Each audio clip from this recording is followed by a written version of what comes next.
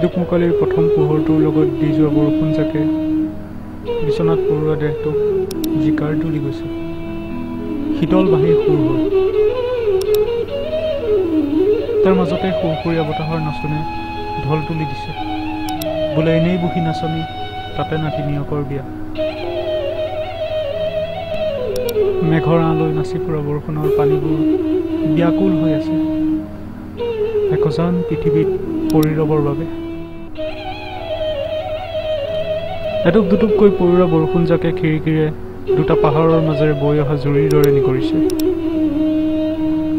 বৰষুণৰ গাত লাগি উঠা সূৰ্যৰ কিৰণবোৰ স্ফটিকৰ দৰে উজলিছে।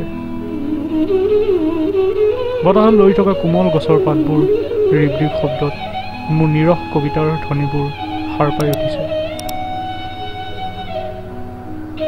বৰষুণৰ পানীত নাচি থকা ঘৰচিকা চৰাইটোৱেও বহু দিনৰ মূৰত ইমান আনন্দ পাইছে।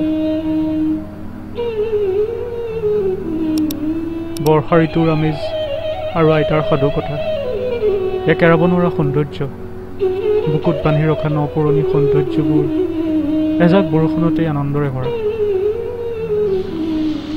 বৰষুণৰ পানীৰে উপচাই পেলোৱা নদীখনে শিহৰণ তুলি গৈছে।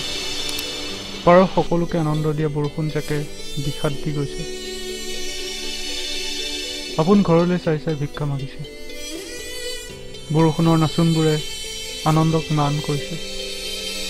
টুক টুক শব্দবোৰে সিহঁতৰ সকলো শেষ কৰিলে। বাৰিষা আৰু অমানিশা। অপেক্ষাৰত বৰষুণ জাকে হেঁপাহবোৰ ধুই নিলে।